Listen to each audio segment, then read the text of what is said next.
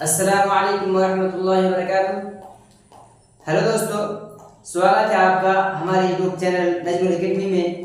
तो आज मैं आपको जो 7 जुलाई में जो सीटीएट का एग्ज़ाम हुआ है उसका पेपर 2 का आंसर की कराने जा रहा हूँ। अगर आपने एग्जाम दे के आ गया है तो आप मिला लीजिए कि आपका आंसर कितना सही है, आपको कितना नंबर मिलने वाला है। तो चलिए हम बिना लेट किए चलते हैं। उससे पहले आपसे छोटी सी रिक्वेस्ट है कि आप अगर हमारे चैनल में नए हैं तो चैनल को सब्सक्राइब करके बेल आइकन को प्रेस कर दीजिए ताकि इसी रिलेटेड वीडियो सबसे पहले आप तक पहुंचे। तो चलिए हम पढ़ाने जा रहे हैं। तो आप यहाँ देखिए हिदायत में लिखा हुआ है कि नीचे दी हुई इबारत को पढ़िए और दिए गए मुतबादिल में से किसी एक मुनासिब तरीन मुतबादिल का इंतखाब कीजिए। सवाल नंबर 121 से 128 तक जो है इसमें है। उसके बाद आपको पढ़ा है गौतम बुद्ध ने सच्चाइयों पर गौर व खोज करते हुए 7 हफ्ते बूढ़ी दरख्त के पास गुजारे। उन्होंने वहां नरवाना हासिल किया और उन्हें रूहानी मसरत हासिल हुई। वह अपने 5 साथियों की तलाश में वाराणसी के करीब हिरनबन में गए जहां वो कदीम रिवायत के मुताबिक सख्त रियाजत कर रहे थे। महात्मा बुद्ध ने उनकी मिजाज कुर्सी की और बैठ गए। फिर अपने इरफान हासिल करने की खुशखबरी दी। उन्होंने यह भी बताया कि जिंदगी का जो हद सादगी और पाकिज़गी में छुपा है। तो चलिए हम चलते हैं क्वेश्चन की तरफ। क्वेश्चन नंबर 121 में है कि गौतम बुद्ध के 5 साथी सख्त रियाजत किसके मुताबिक कर रहे थे। ऑप्शन नंबर ए तारीखी रिवायत के मुताबिक, ऑप्शन नंबर बी कदीम रिवायत के मुताबिक। तो इसका राइट आंसर कदीम रिवायत के मुताबिक है। अपनी रिवायत के मुताबिक, जदीद रिवायत के मुताबिक, ये तीनों ऑप्शन गलत है। इसका राइट आंसर ऑप्शन नंबर 2। उसके बाद क्वेश्चन नंबर 122 में है कि महात्मा बुद्ध के नजदीक जिंदगी का जौहर किसमें छुपा है। ऑप्शन नंबर ए सादगी और पाकिज़गी में, नेकी और भलाई में, आयश और आराम में, सच्चाई और ईमानदारी में। तो इसका right answer option number A सादगी और पाकिज़गी में। ऑप्शन क्वेश्चन नंबर 123 में है कि गौतम बुद्ध ने सच्चाई पर गौर व खोज करते हुए कितने हफ्ते बूढ़ी दरख्त के पास गुजारे। ऑप्शन नंबर ए 10 हफ्ते, ऑप्शन नंबर 2 2 हफ्ते, ऑप्शन नंबर 3 9 हफ्ते, ऑप्शन नंबर 4 7 हफ्ते। तो इसका राइट आंसर ऑप्शन नंबर 4 7 हफ्ते। क्वेश्चन नंबर 124 में है कि सच का मुतजाद है, इसका मुतजाद, इसका उल्टा ऑपोजिट क्या है। तो इसका ऑप्शन नंबर 1 बातिल, ऑप्शन नंबर 2 फरेब, ऑप्शन नंबर 3 धोखा, ऑप्शन नंबर 4 झूठ। तो इसका राइट आंसर ऑप्शन नंबर 4 झूठ। सच इसका ऑपोजिट, इसका मुतजाद झूठ है। तो क्वेश्चन नंबर 125 में है कि नरवाना हासिल करने के बाद उन्हें क्या हासिल हुआ। ऑप्शन नंबर ए रूहानी मसरत, ऑप्शन नंबर 2 दिली मसरत, ऑप्शन नंबर 3 सच्ची मसरत, ऑप्शन नंबर 4 जिस्मानी मसरत। तो इसका राइट आंसर क्या है, ऑप्शन नंबर 1 है रूहानी मसरत। 126 में है कि दोस्त की जमा है। दोस्त की जमा क्या है। दोस्ताना, दोस्तानियात, दोस्तानातैन, दोस्तों। तो इसका राइट आंसर ऑप्शन नंबर 4 दोस्तों। क्वेश्चन नंबर 107 में है 27 में है कि महात्मा बुद्ध ने 5 साथियों को क्या खुशखबरी दी। ऑप्शन नंबर 1 अपनी मालूमात हासिल करने की, ऑप्शन नंबर 2 अपने खानदान से मिलने की, ऑप्शन नंबर 3 तालीम हासिल करने की, ऑप्शन नंबर 4 अपने इरफान हासिल करने की। तो इसका राइट आंसर ऑप्शन नंबर 4 अपने इरफान हासिल करने की। उसके बाद क्वेश्चन नंबर 128 में है कि गौतम बुद्ध 5 साथियों की तलाश में कहाँ गए। ऑप्शन नंबर 1 बिहार के करीब मिथिला में, ऑप्शन नंबर 2 बोध गया में, ऑप्शन नंबर 3 श्रावस्ती में, ऑप्शन नंबर 4 वाराणसी के करीब हिरनबन में। तो इसका right answer option number 4 Varanasi के करीब हिरनबन में। उसके बाद हिदायत है कि नीचे दी हुई इबारत को पढ़िए और दिए गए मुतबादिल में किसी एक मुनासिब तरीन मुतबादिल का इंतखाब कीजिए। यहाँ जो है सवाल नंबर आपका 129 से 135 तक है। 30 बरस की बात है कि जब मैं बिल्कुल बच्चा था, हमारे पड़ोस में एक गरीब बूढ़ी जला ही रही थी। एक गरीब बूढ़ी जरा ही रहती थी। उसका नाम तो हकीमन था, मगर लोग उसे हक्कू कहकर पुकारते थे। उस वक्त शायद 60 बरस की उम्र हो गई, जवानी में बेवा हो गई थी और उम्र भर अपने साहब से काम करके अपने बच्चों को पाला था। बूढ़ी होकर भी वो सूरज निकलने से पहले उठती थी। गर्मी हो या जाड़ा, अभी हम अपने अपने लिहाफों में पड़े होते कि उसके घर से चक्की की आवाज़ आनी शुरू हो गई। दिन भर वो झाड़ू देती, चरखा काटती, कपड़ा बुनती, खाना पकाती, अपने लड़के लड़कियों, पोते और नवासों के कपड़े धोती। वो हंसमुख थी, उसकी काठी मजबूत थी। चलिए हम ऑप्शन पर करते हैं कि क्वेश्चन नंबर 129 में है कि गरीब की जमा क्या है, यानी गरीब की जमा है, यानी इसका जमा क्या है, गुरबा। ऑप्शन नंबर 2 गरीबात, ऑप्शन नंबर 3 गरीबातों, ऑप्शन नंबर 4 गरीबों।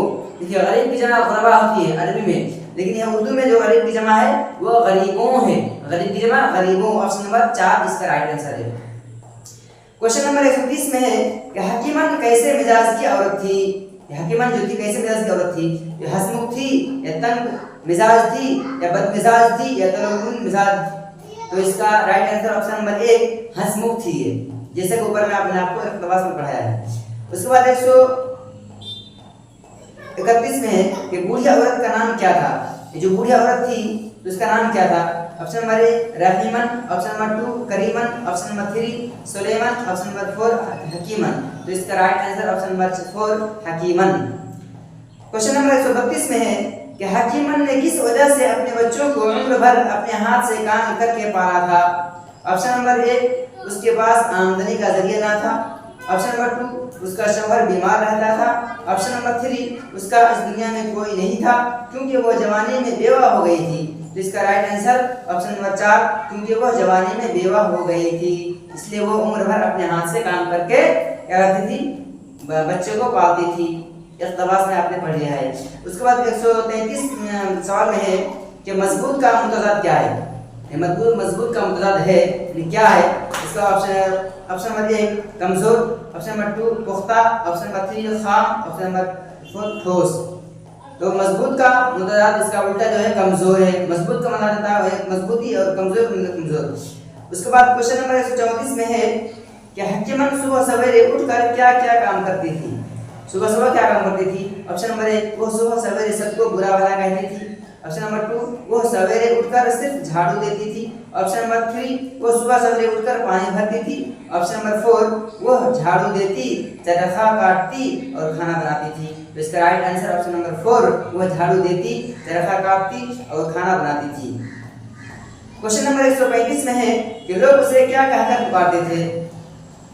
उसको जो हकीमन थी बूढ़ी औरत, उसको लोग क्या कहकर पुकारते थे। तो लोग option number 1 Hakku, option number 2 Gaddu, option number 3 Lakku, option number 4 Sakku. तो इसका right answer option number 1 Hakku. उसके बाद क्वेश्चन नंबर 136 में है कि तलबा की आमोजिश और तक़सीम की वजाहत के लिए पूरे तदरीसी आमोजिशी अमल में क्या हुआ। अंदाज़ा कद्र खाली जगह पर करके कहलाता है, क्या कहलाता है। ऑप्शन नंबर 1 आमोजिश का अंदाज़ा कद्र, ऑप्शन नंबर 2 आमोजिश में अंदाज़ा कद्र, ऑप्शन नंबर 3 अंदाज़ा कद्र बतौर आमोजिश, ऑप्शन नंबर 4 आमोजिश के लिए अंदाज़ा कद्र। तो इसका राइट आंसर ऑप्शन नंबर 4 आमोजिश के लिए अंदाज़ा कद्र कहलाता है। क्वेश्चन नंबर 137 में है कि ज़बान की तदरीस के लिए रोज़मर्रा की चीज़ों का इस्तेमाल कहलाता है, यानी नीचे की चीज़ों को कहलाता है रोज़मर्रा ज़बान की तदरीस के लिए। ऑप्शन नंबर 1 ज़बान का खेल, ऑप्शन नंबर 2 तदरीसी अमदादी अशिया, ऑप्शन नंबर 3 मतन, ऑप्शन नंबर 4 रेलिया। इसका राइट आंसर ऑप्शन नंबर 4 रेलिया। क्वेश्चन नंबर 138 में है कि दर्ज झैल में से कौन सा आला कार एक साथ और एक अलग ऑनलाइन तदरीस के बहुत से मौके फराहम करता है। Option number 1 railway ticket, option number 2 television, option number 3 headlight, उसके बाद ऑप्शन नंबर 4 दरसी किताब। तो इसका right answer option number 3 headlight.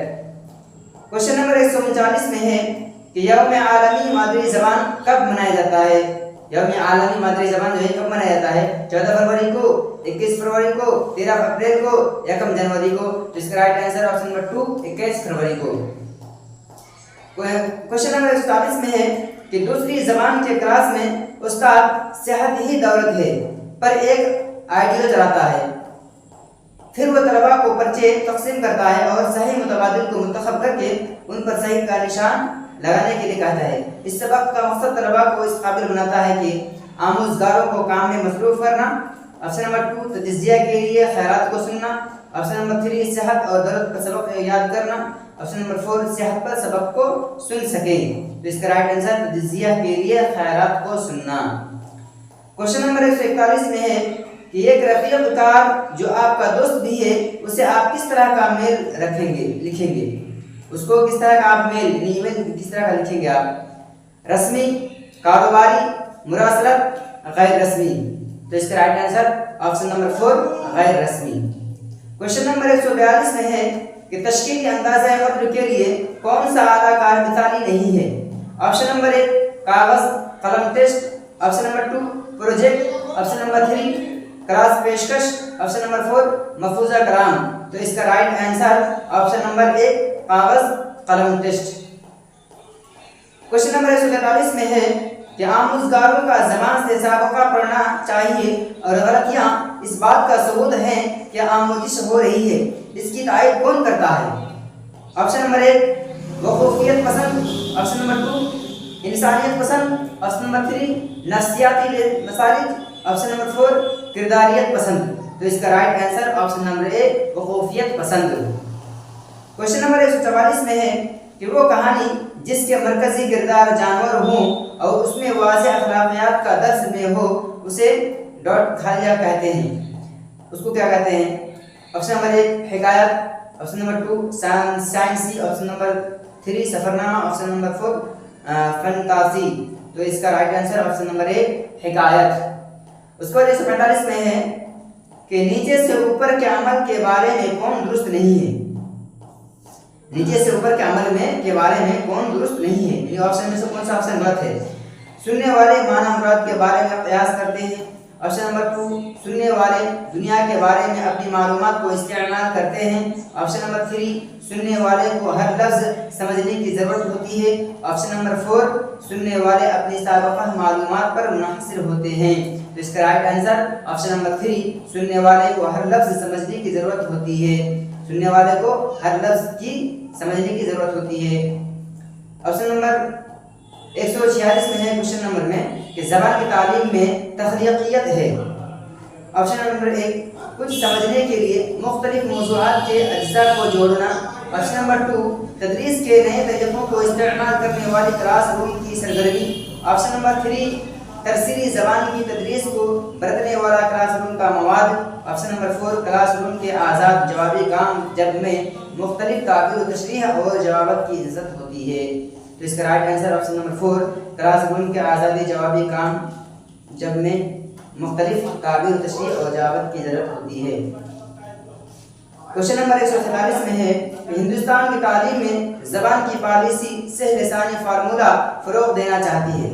Option number 1 ज़बान में तालीम, ऑप्शन नंबर 2 हिंदी पर जोर देने के साथ 2 ज़बानों में तालीम, ऑप्शन नंबर 3 मादरी ज़बान पर मबनी कसीर लिसानियत, ऑप्शन नंबर 4 कई ज़बानों में तालीम। तो इसका राइट आंसर ऑप्शन नंबर 3 मादरी ज़बान पर मबनी कसीर लिसानियत। क्वेश्चन नंबर 148 में है कि दर्ज झैल में से कौन सा बयान दुरुस्त है। ऑप्शन नंबर 1 डिस्लेक्सिया पढ़ने के लफ्ज़ को कहते हैं, ऑप्शन नंबर बी डिस्ग्राफिया लिखने के लफ्ज़ को कहते हैं, ऑप्शन नंबर सी डिस्ग्राफिया पढ़ने के लफ्ज़ को कहते हैं, ऑप्शन नंबर डी डिस्लेक्सिया लिखने के लफ्ज़ को कहते हैं। तो इसका right answer option number 1 dyslexia पढ़ने के लफ्ज़ को कहते हैं। यानी इसका राइट आंसर जो है ये ए और बी ये दोनों इसका सही आंसर है। जो ऑप्शन दिया है कि अलिफ और बा दोनों सही है, बा और डी या अलिफ और बा, जीम और दाल या जो है सिर्फ अलिफ। तो इसका राइट आंसर जो है 2 नंबर है यहाँ के अलिफ और बा, यानी कि अलिफ और बा दोनों क्या है सही है।